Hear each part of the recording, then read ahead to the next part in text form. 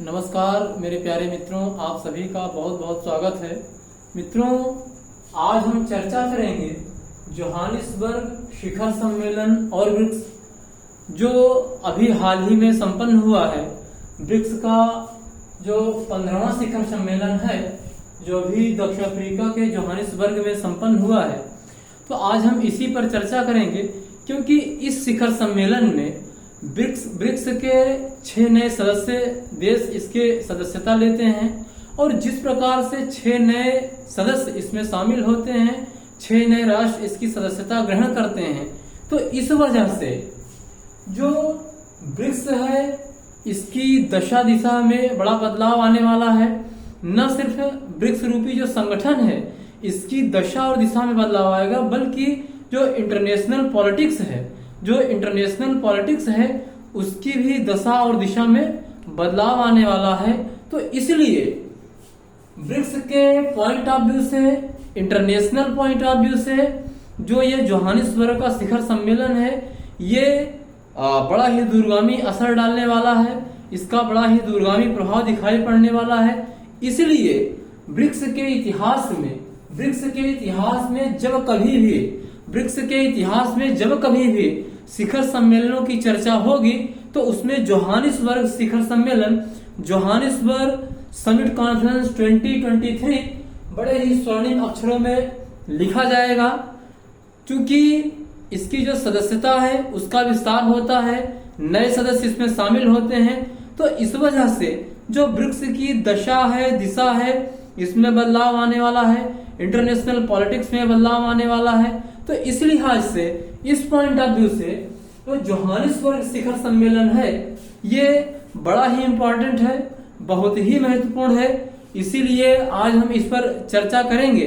तो हम अपने मेन बिंदु पर आए उससे पहले आप ये समझ लीजिए कि जो ब्रिक्स रूपी जो संगठन है वो कैसे अस्तित्व में आया है, ये विचार किसने दिया और किस प्रकार से इसकी विकास यात्रा प्रारंभ होती है। तो सर्वप्रथम हम देखते हैं कि जो ब्रिक्स है ये जो विचार किसने दिया, फिर जो ब्रिक्स रूपी संगठन कब बना, फिर कैसे चीजें आगे बढ़ती हैं, तो उसको हम पहले समझ लेते हैं। उसके बाद तब हम अपने मेन बिंदु पर आएंगे, जो जोहानिसबर्ग समिट कॉन्फ्रेंस है उस पर आते हैं। तो आइए हम चलते हैं, पहले इसकी जो बैकग्राउंड है उसको समझ लेते हैं, उसके बाद हम आगे बढ़ते हैं।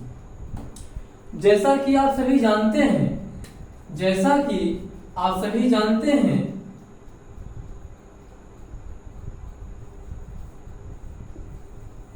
गोल्डमैन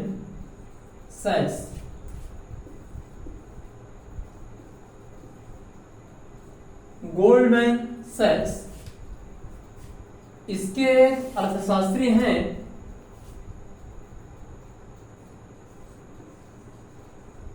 जिम ओ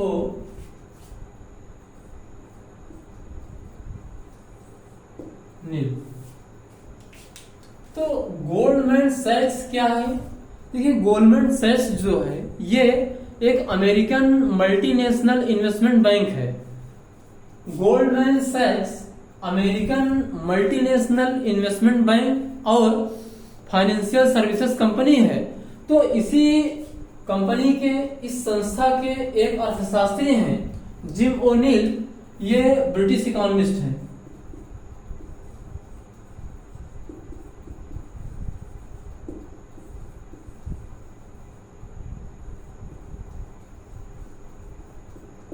ये ब्रिटिश इकोनॉमिस्ट हैं।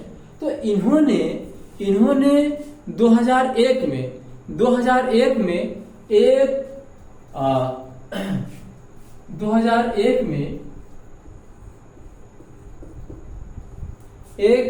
टर्मिनोलॉजी बनाई, एक मतलब पद दिया, एक टर्म दिया जिसको उन्होंने ब्रिक कहा, ब्रिक BRIC, जिसको इन्होंने ब्रिक नाम दिया।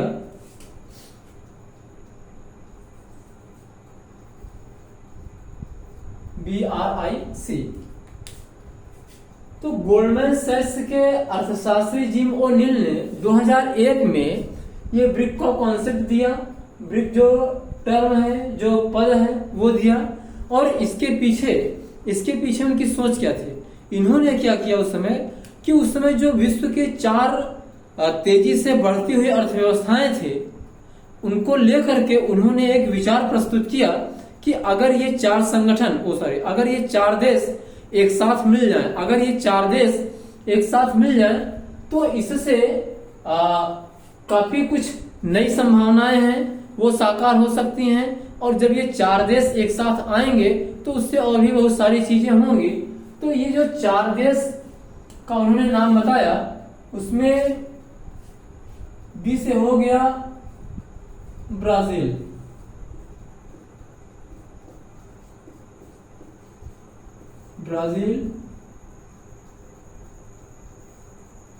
आर से हो गया रूस, आई से हो गया इंडिया यानी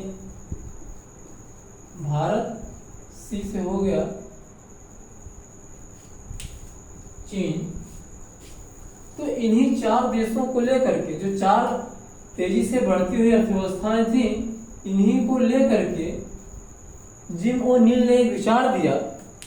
और जिम ओ'नील के इसी विचार को लेकर के, इसी विचार को ध्यान में रखते हुए ये 4 देश फिर इस दिशा में सक्रिय होते हैं और आगे चल करके वार्ता होती है। और वार्ता के परिणाम स्वरूप 16 सितंबर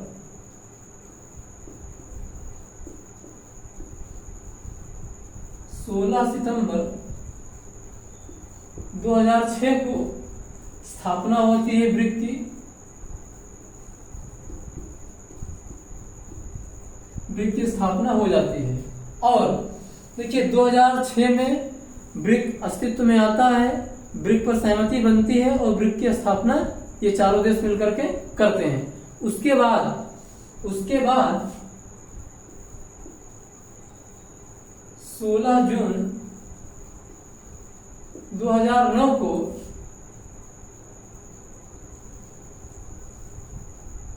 ब्रिक की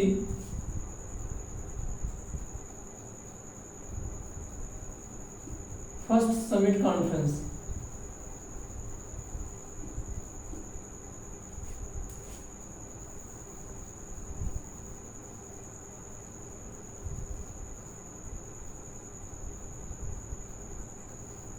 ब्रिक की समिट कॉन्फ्रेंस होती है 16 जून 2009 को। वो होती है रूस के एकातेरिनबर्ग में।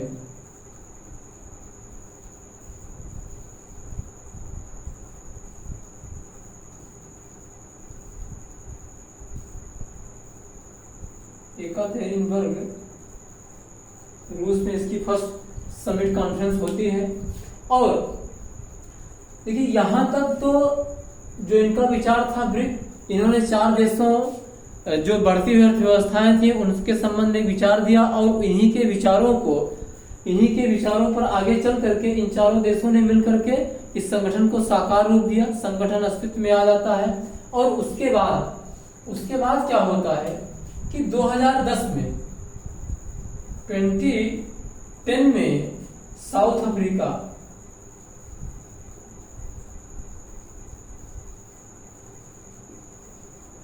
अफ्रीका ब्रिक का मेंबर बनता है।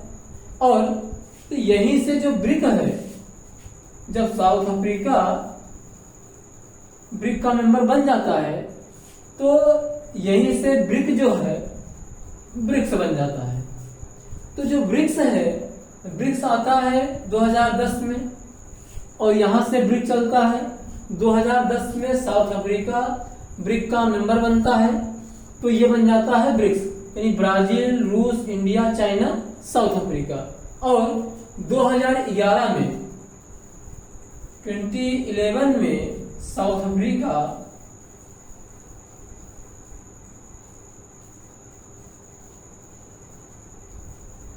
Africa as a member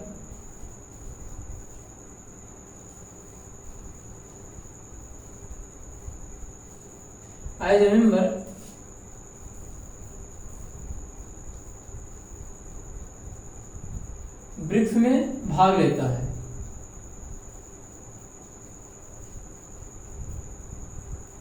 as a member South Africa 2011 में ब्रिक्स की समिट बैठक में भाग लेता है, 2010 में मेंबर ये बन जाता है।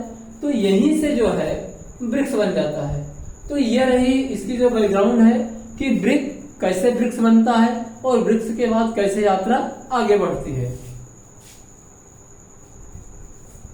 अब हम आते हैं अपने मूल विषय पर, जो कि आज का केंद्रीय बिंदु है कि जो ये अभी हाल ही में जो ब्रिक्स का जो 15वां शिखर सम्मेलन 15th summit conference of BRICS जो भी संपन्न हुई है साउथ अफ्रीका के जोहानिसबर्ग में, जहां पर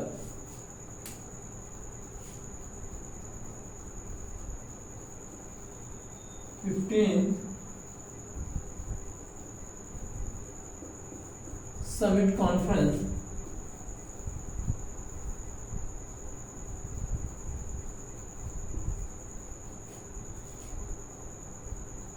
समिट कॉन्फ्रेंस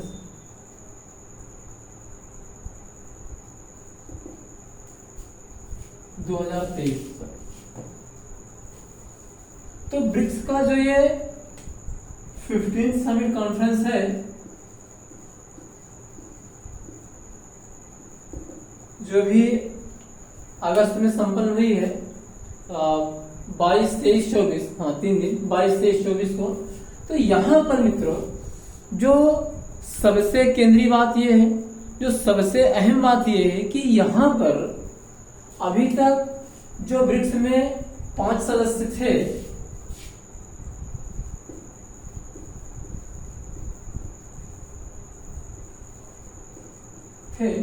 तो इसमें जो है इस समिट कॉन्फ्रेंस में 6 नए सदस्य शामिल होते हैं। अभी 6 नए सदस्य हैं कौन?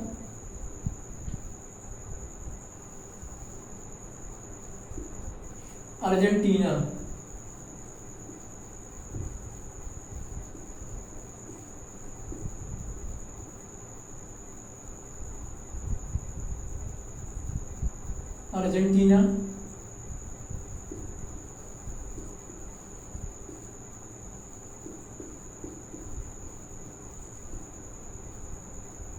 इथियोपिया, मिस्र, ईरान,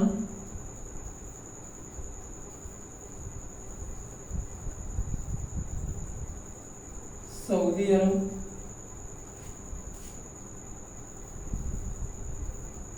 संयुक्त अरब अमीरात।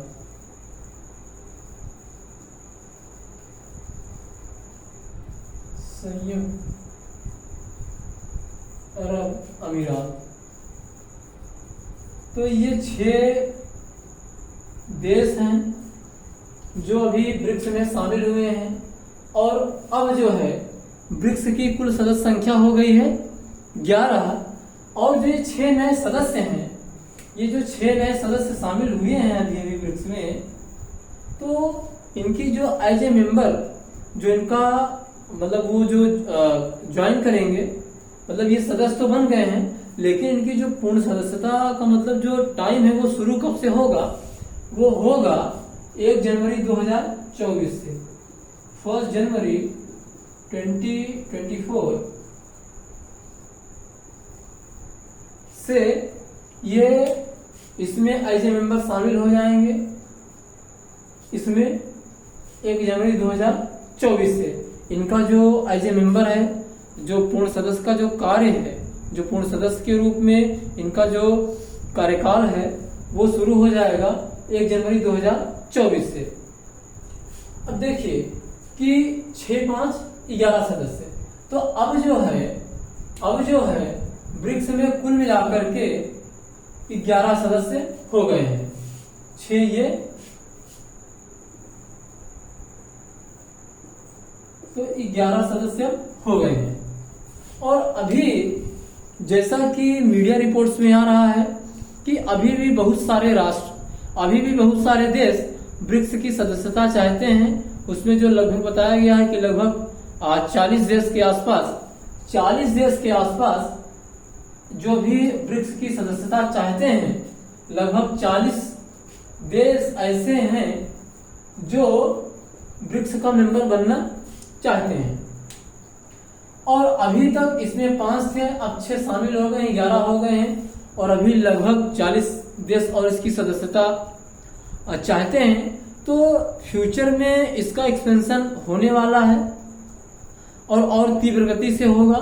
तो ये जो जिस प्रकार से इसकी सदस्यता बढ़ रही है, तो ये जो पश्चिम के प्रभुत्व वाली जो संस्थाएं हैं, जहां पर विकासशील देशों के लिए व्यापार की शर्तें प्रतिकूल हैं, जहां पर वो संगठन गरीब देशों के हित को ध्यान में रख करके नहीं, अमीर देशों के हित को ध्यान में रख करके अपनी पॉलिसीज बनाते हैं, पूरा कार्य संचालन करते हैं। तो इस वजह से जो ये गरीब देश हैं, इस प्रकार के संगठन से तंग आ चुके हैं, आजिज आ चुके हैं। वो तो चाहते हैं कि हमें जो पश्चिम के प्रभुत्व वाले, जो वेस्टर्न हेजेमनी वाले जो इंस्टीट्यूशंस हैं, उनके विकल्प में कोई अच्छा संगठन मिले। तो ब्रिक्स जो है पश्चिम के प्रभुत्व वाले जो संगठन हैं, उनकी तुलना में एक बढ़िया विकल्प इनके सामने हो सकता है। अब बात ये आती है कि जो सदस्य देश हैं, किस प्रकार से इनके जो आपसी जो मतभेद हैं, जो बायलैटरल डिस्प्यूट्स हैं, उसको कैसे वो हैंडल करते हैं। कहीं वो बायलैटरल जो डिस्प्यूट्स हैं वो संगठन के हितों पर हावी ना हो जाएं। तो इन सब चीजों को यदि ध्यान में रखा जाएगा तो निश्चित तौर पर ब्रिक्स एक बढ़िया विकल्प साबित हो सकता है। इसका फ्यूचर बड़ा ब्राइट है, इसमें कोई दो राय नहीं है, क्योंकि जिस प्रकार से संगठन में सदस्यों की संख्या बढ़ रही है, तो उससे इसका जो फ्यूचर है बड़ा ब्राइट है। और ये पश्चिम के प्रभुत्व वाले जो संगठन हैं, उनकी तुलना में एक बेहतर विकल्प साबित हो सकता है।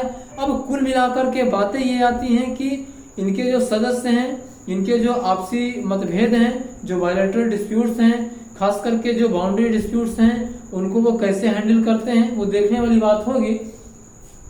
तो इस वजह से जो ब्रिक्स है, इसकी न सिर्फ इसकी दशा दिशा बदलने वाली है, बल्कि जो इंटरनेशनल पॉलिटिक्स है उसकी भी दशा और दिशा बदलने वाली है। क्योंकि जब तीसरी दुनिया के राष्ट्रों का एक इतना मजबूत संगठन होगा, तो निश्चित तौर पर इंटरनेशनल पॉलिटिक्स में, चाहे वो आर्थिक क्षेत्र हो, चाहे वो राजनीतिक क्षेत्र हो, चाहे और भी तमाम सारे जो क्षेत्र हैं, वहां पर भी आपको बदलाव देखने को मिलेगा। तो देखिए, अभी तक जो ये 5 सदस्य हैं, अब हालांकि 6 हो गए हैं, लेकिन जो पहले 5 सदस्य थे, तो ये जो 5 सदस्य थे, इन 5 सदस्यों की जो संख्या है वो पूरे विश्व की आबादी का 42% है। और इन 5 सदस्यों का जो विश्व की सकल घरेलू उत्पाद में जो इनकी भागीदारी है वो 23% है। जनसंख्या, पूरे विश्व की जनसंख्या का 42% ये 5 देश रखते हैं, और विश्व के सकल घरेलू उत्पाद में इनकी भागीदारी है 23%।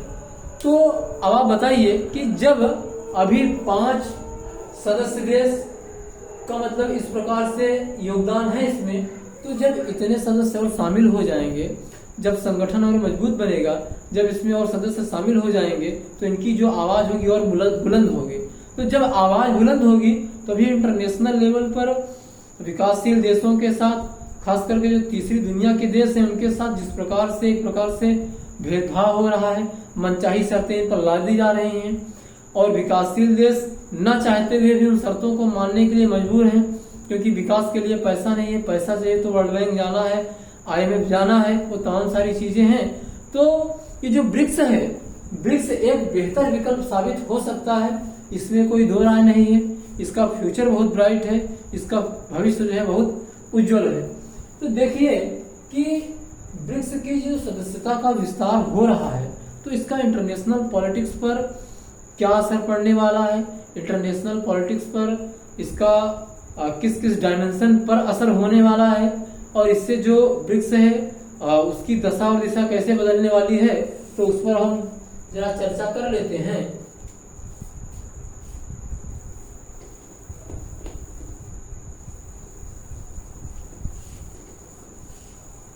और मित्रों, जब भी ब्रिक्स के समिट कॉन्फ्रेंस की चर्चा होगी तो उसमें जो 15th summit conference of BRICS है, इसका जो उल्लेख है वो बड़े स्वर्णिम अक्षरों में होगा, क्योंकि ये इस समिट कॉन्फ्रेंस के माध्यम से न सिर्फ ब्रिक्स की सदस्यता में बढ़ोतरी हो रही है, ब्रिक्स की सदस्यता का विस्तार हो रहा है, बल्कि इससे ब्रिक्स की जो दशा और दिशा है वो तो बदलेगी ही बदलेगी, इसके साथ ही साथ इंटरनेशनल पॉलिटिक्स पर इसका बड़ा दूरगामी प्रभाव पड़ने वाला है। इससे इंटरनेशनल पॉलिटिक्स जो है उसकी भी दशा और दिशा बदलने वाली है। तो हम देखते हैं कि इसका जो प्रभाव है वो क्या क्या हो सकता है, कैसे हो सकता है।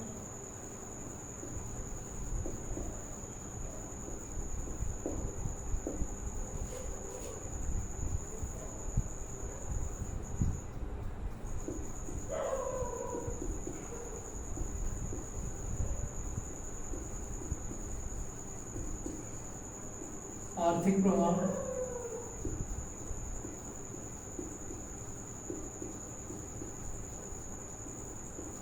सामरिक प्रभाव,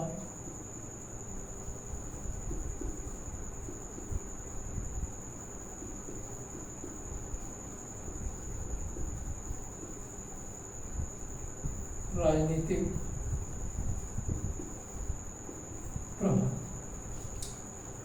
देखिए, ब्रिक्स की जो सदस्यता है उसका विस्तार हो रहा है, तो ब्रिक्स की सदस्यता का जो विस्तार हो रहा है उसी के आलोक में, उसी के संदर्भ में, उसी के पॉइंट ऑफ व्यू से जो इंटरनेशनल पॉलिटिक्स पर इसका जो प्रभाव पड़ने वाला है वो क्या क्या हो सकता है, किस किस डायमेंशन पर प्रभाव आ सकता है, प्रभाव पड़ेगा, ये देखते हैं हम।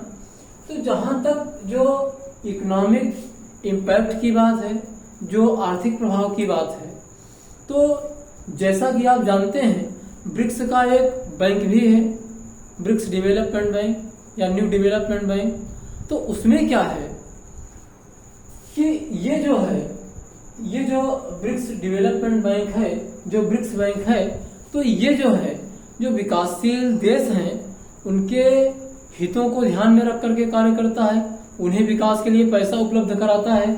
तो जब ब्रिक्स की सदस्य संख्या जिस प्रकार से बढ़ रही है और जिस प्रकार से बहुत सारे राष्ट्र इसकी सदस्यता लेना चाह रहे हैं, तो जब 5 सदस्यों वाला जो संगठन है, जब 5 सदस्यों वाला संगठन है, आप थोड़ा सा कल्पना करिए, अगर उसकी सदस्य संख्या 50-60 हो जाएगी तो अपने आप में जो बैंक की क्षमता है वो बढ़ेगी, जो बैंक की क्षमता है वो बढ़ेगी, और जो बैंक है वो विशेष रूप से विकासशील देशों के विकास के लिए तो कार्य कर ही रहा है। उसके साथ साथ जब इसकी सदस्य संख्या बढ़ेगी तो ज्यादा से ज्यादा राष्ट्र इससे लोन ले पाएंगे और वो अपने विकास कार्यों को पूरा करेंगे। इन्हें रियायती दर पर पैसा दिया जाएगा। जो पश्चिम के जो संस्थाएं हैं उस तरीके से इनकी जो जिस प्रकार से विकासशील देशों का शोषण वो संस्थाएं कर रही हैं, तो इस प्रकार की समस्या यहाँ उम्मीद है नहीं होगी। तो इससे क्या होगा कि विकासशील देशों का जो विकास है वो उसमें तीव्रता आएगी, और विकासशील देशों के जब आर्थिक विकास में तीव्रता आएगी तो जो ग्लोबल साउथ है, देखिए एक टर्म्स आ रही है ग्लोबल साउथ। देखिए ग्लोबल साउथ का मतलब क्या है? ग्लोबल साउथ का मतलब ये होता है, इसे देखिए आप सभी जानते हैं धरती गोल है, तो यदि हम इसको ऐसे विभाजक रेखा मान लें तो जो उत्तर की ओर देश हैं, जो ऊपर के देश हैं, उत्तर की ओर देश हैं, तो ये लगभग सब विकसित देश हैं, और जो दक्षिणी क्षेत्र के जो देश हैं इसमें खास करके जो विकासशील देश हैं, जो तीसरी दुनिया के देश हैं, वही आते हैं। तो ग्लोबल साउथ का मतलब हुआ कि जो वैश्विक साउथ है, यानी पूरे विश्व का जो दक्षिणी भाग है, इसमें जो रहने वाले राष्ट्र हैं, जो इसी को ग्लोबल साउथ कहा जाता है, तो जो ग्लोबल साउथ है, जो विकासशील देश हैं, तो यहाँ पर जब विकास तेज होगा तो इनकी अर्थव्यवस्था में बढ़ोतरी होगी, लोगों की जो आर्थिक क्षमता है वो बढ़ेगी, उनकी परचेजिंग पावर बढ़ेगी, तो इससे अर्थव्यवस्था और तगड़ी होगी। जब अर्थव्यवस्था और तगड़ी होगी तो इन देशों को अपने विकास के लिए जब ये अपने विकास के लिए पश्चिम के जो प्रभुत्ववादी संस्थाएं हैं वहां नहीं जाना पड़ेगा। जब वहां ये देश नहीं जाएंगे तो वहां पर जो व्यापार की प्रतिकूल शर्तें हैं, जो इन पर जबरदस्ती सैंक्शन लादा जाता है, जो जबरदस्ती इन पर पश्चिमी देश अपनी जो मनचाही शर्तें हैं थोप देते हैं, तो अब इन देशों को मानना पड़ता है।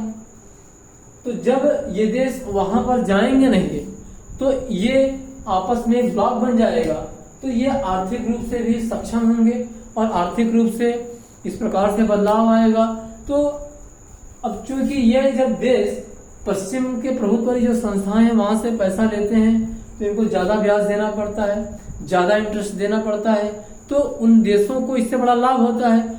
जब ये देश उनके पास जाएंगे ही नहीं, उनके पैसे ये लेंगे ही नहीं, तो इससे भी उनकी अर्थव्यवस्था जो है कमजोर होगी, क्योंकि भाई जो इंटरेस्ट मिलता है वो इंटरेस्ट उनको मिलेगा नहीं। और जो पश्चिम के देश हैं वो संपन्न है, बहुत ज्यादा कर्ज वो लेते नहीं है, तो कर्ज तो लेने वाले जो तीसरी दुनिया के देश है वही अधिकतम है, वही ज्यादा से ज्यादा जाते हैं, क्योंकि वहां इन देशों में विकास नहीं है। भाई विकास के लिए पैसा चाहिए तो फिर आप उन संस्थाओं के पास जाइए। तो हमारे कहने का मतलब ये है कि जब ब्रिक्स की सदस्य संख्या इतनी हो जाएगी तो इससे जो संगठन है आर्थिक रूप से मजबूत होगा, जो ग्लोबल साउथ है वो आर्थिक रूप से मजबूत होगा, तो यहाँ पर आर्थिक संपन्नता आएगी। तो जो पश्चिम के राष्ट्रों की जो अनचाही शर्तें ये मानने को बाध्य होते हैं, तब इन्हें उन चीजों का सामना नहीं करना पड़ेगा। और देखिए जो सामरिक प्रभाव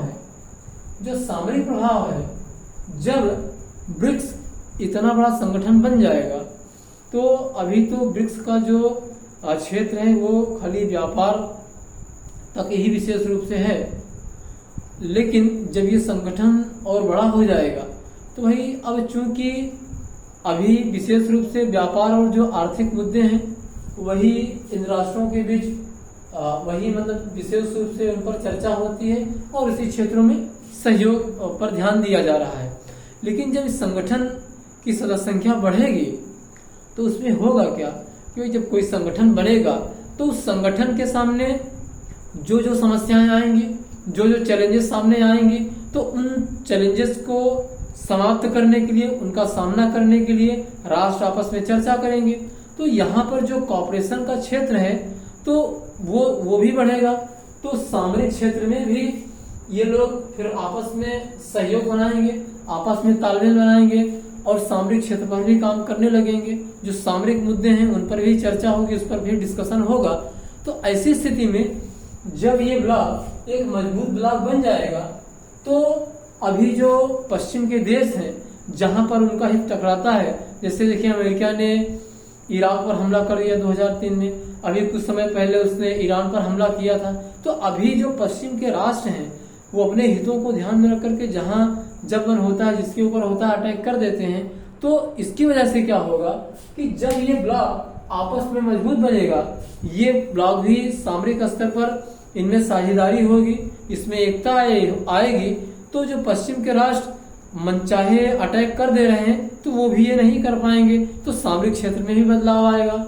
और जो राजनीतिक क्षेत्र है, देखिए कि जब ये संगठन बड़ा होगा, जब इसकी सदस्यता का विस्तार होगा, इसकी सदस्य संख्या बढ़ेगी, तो ये संगठन जो ग्लोबल साउथ है, जो ब्रिक्स के सदस्य हैं, तो इंटरनेशनल इश्यूज पर अभी जहां विकासशील देश और विकसित देशों में जिन जिन मुद्दों पर डिफरेंस है, तो वहां पर क्या होगा कि जब ये ब्लॉक इतना बड़ा बन जाएगा, ब्रिक्स की सदस्य संख्या इतनी हो जाएगी, तो वो राजनीतिक मुद्दे पर एक रहेंगे, तो इससे भी पश्चिमी राष्ट्रों के ऊपर बहुत प्रेशर आएगा।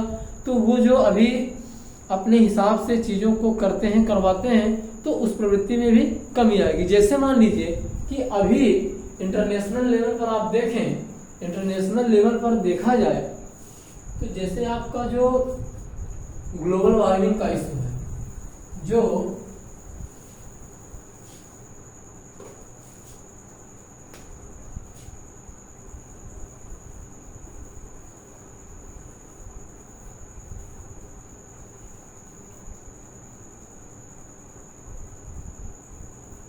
ग्लोबल वार्मिंग का इशू है और जो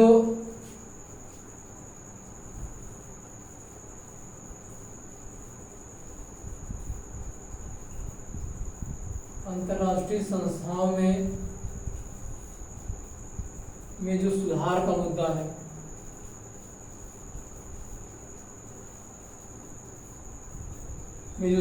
मुद्दा है, तो अब इसमें क्या है कि विकासशील देशों और विकसित देशों में डिफरेंस ऑफ ओपिनियन है।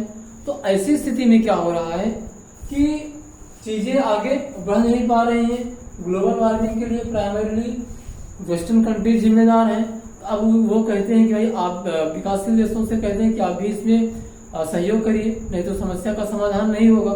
तो उसमें क्या होगा, जब ये ब्लॉक मजबूत ब्लॉक बन जाएगा, एक बड़ा ब्लॉक बन जाएगा, तो उसमें राजनीतिक स्तर पर जो इश्यूज हैं उसमें भी ग्लोबल साउथ की वजनदारी बढ़ेगी।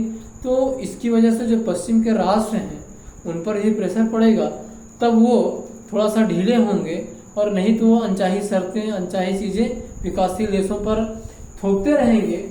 तो हमारे कहने का आशय ये है कि ब्रिक्स की जिस प्रकार से सदस्यता का विस्तार हो रहा है और जिस प्रकार से बहुत सारे राष्ट्र इसकी सदस्यता भी चाह रहे हैं, तो फ्यूचर जिस प्रकार की एक तस्वीर उभर करके सामने आ रही है, तो जब ब्रिक्स की संख्या कहीं हो जाएगी और बढ़ती ही जाएगी, तो उसमें क्या होगा कि इन तमाम सारे क्षेत्रों में जो विकासशील देश हैं, जो ग्लोबल साउथ हैं, उनमें कंसेंसस होगा, उसमें सहमति होगी, या थोड़ा बड़ा डिफरेंस ऑफ ओपिनियन होगा तो उस पर सहमति बनाई जाएगी। तो कम से कम जब ब्रिक्स इतना ताकतवर बन जाएगा, तो यहाँ से जो एक मैसेज जाएगा ना, तो जो डेवलप्ड कंट्रीज हैं, जो फर्स्ट वर्ल्ड है, जो प्रथम विश्व है, तो उस पर प्रेशर पड़ेगा, तो वो थोड़ा सा ढीले होंगे और वो तब जाकर के उन्हें समझ में आएगा। नहीं तो अभी जो है, जिस प्रकार से वो अपनी शर्तें, अपने नियम, अपने इंटरेस्ट को विकासशील देशों के ऊपर थोप दे रहे हैं, तो इससे स्थिति ठीक नहीं है। इससे विकासशील देशों को बड़ी समस्या एक तो हो ही रही है और आगे भी होती रहेगी। अगर ब्रिक्स एक बढ़िया विकल्प साबित हो, अगर ब्रिक्स एक बढ़िया विकल्प के रूप में उभर करके सामने आए, तो इससे निश्चित तौर पर ग्लोबल साउथ के लिए बड़ी ही अच्छी बात होगी। ग्लोबल विश्व के की जो समृद्धि है, ग्लोबल विश्व का जो हित है, ये उसके हित में बात होगी, ये बड़ी अच्छी बात होगी। तो इस प्रकार से मित्रों, जोहानिसबर्ग में जिस प्रकार से सदस्यता का विस्तार हुआ है ब्रिक्स का, उस वजह से न सिर्फ ब्रिक्स की जो दशा और दिशा है उसमें बदलाव आएगा, बल्कि जो इंटरनेशनल पॉलिटिक्स है उसकी दशा और दिशा में बदलाव आएगा, और इंटरनेशनल पॉलिटिक्स पर इसका बड़ा ही दूरगामी प्रभाव पड़ने वाला है, दूरगामी प्रभाव दिखाई दे रहा है। क्योंकि अभी 6 नए सदस्य इसमें शामिल हुए हैं और अभी बहुत सारे देश, लगभग 40 के आसपास देश इसकी सदस्यता चाहते हैं। तो जब इतने सदस्य देश इसमें शामिल हो जाएंगे और फ्यूचर में इनको देख करके और भी सदस्य देश इसमें शामिल होंगे, और भी देश इसमें शामिल होंगे, इसकी सदस्यता को स्वीकार करेंगे, तो निश्चित तौर पर ब्रिक्स जो है एक बहुत ही मजबूत, बहुत ही बेहतर विकल्प उभर करके सामने आ सकता है। अब थोड़ी सी समस्या जो है, जो सदस्य देश के कुछ अपने बायलैटरल प्रॉब्लम्स हैं, जो बायलैटरल डिस्प्यूट्स हैं, उनको कैसे वो सुलझाते हैं, उनको कैसे वो हैंडल करते हैं, ये देखने वाली बात होगी। अगर ये सदस्य देश आपसी विवाद को, द्विपक्षीय विवाद को, बायलैटरल डिस्प्यूट्स को बहुत ही अच्छे तरीके से हैंडल कर लेते हैं, और बायलैटरल डिस्प्यूट्स संगठन के ऊपर हावी नहीं, अगर ये लोग नहीं होने देते हैं, तो निश्चित तौर पर ब्रिक्स बहुत अच्छा काम करेगा। ब्रिक्स की संभावनाएं, ब्रिक्स का भविष्य, जो ब्रिक्स का फ्यूचर है, बहुत ही ब्राइट है, बहुत ही उज्जवल है। और ब्रिक्स जो है विकासशील देशों के लिए, ग्लोबल साउथ के लिए निश्चित तौर पर एक लाभदायक चीज हो सकती है। और जैसा कि उम्मीद जताई जा रही है कि ब्रिक्स जो है विकासशील देशों के लिए एक बेहतर विकल्प है, बेहतर विकल्प साबित हो सकता है। और जब ब्रिक्स एक बेहतर विकल्प के रूप में उभर करके आएगा तो इससे आप समझिए कि इंटरनेशनल पॉलिटिक्स में कई डायमेंशन पर असर होने वाला है और धीरे धीरे इसका जो असर है वो बढ़ता ही जाएगा। और तो इससे ग्लोबल विश्व के लिए बड़े फायदे की बात होगी, क्योंकि जो पश्चिमी राष्ट्र हैं जो कि इन्होंने उपनिवेश बनाए थे, तो वही उपनिवेश के जब इन्होंने उपनिवेश बनाया था तब भी इन्होंने उन तीसरी दुनिया के देशों को लूटा और आज भी वो इनको लूट रहे हैं, लेकिन अब वो डायरेक्ट नहीं बल्कि इनडायरेक्ट वे में संस्थाओं के माध्यम से, जिसको कि नव उपनिवेशवाद कहा जाता है, तो उस तरीके से शोषण कर रहे हैं। और ब्रिक्स जब एक प्रभावशाली संगठन, एक बेहतर विकल्प के रूप में उभर करके सामने आएगा तो इन सारी चीजों से निपटने में बड़ी ही मदद मिलेगी। और जो ये ग्लोबल स्तर पर जो विकासशील देशों का जिस प्रकार से शोषण हो रहा है तो उसमें भी निश्चित तौर पर कमी आएगी। तो ये ग्लोबल विश्व के लिए बड़ी अच्छी बात होगी, बड़ी फायदे की बात होगी। तो मित्रों, आपने देखा कि जिस प्रकार से जोहानिसबर्ग शिखर सम्मेलन में जो ब्रिक्स की सदस्यता का विस्तार हुआ है वो न सिर्फ ब्रिक्स की दशा और दिशा में बदलाव करेगा बल्कि इंटरनेशनल पॉलिटिक्स की दशा और दिशा में भी वो बदलाव लाएगा और इंटरनेशनल पॉलिटिक्स पर उसका बड़ा ही दूरगामी असर दिखाई दे रहा है, बड़ा दूरगामी असर पड़ने वाला है। तो मित्रों, आपने देखा कि ये जो चीजें चल रही हैं इनका फ्यूचर में क्या इफेक्ट हो सकता है, किस किस क्षेत्र में इसका प्रभाव आने की संभावना है इंटरनेशनल लेवल पर, वो हमने आपके सामने प्रस्तुत किया। और तब तक के लिए आप सभी को धन्यवाद, नमस्कार, गुड नाइट, बाय।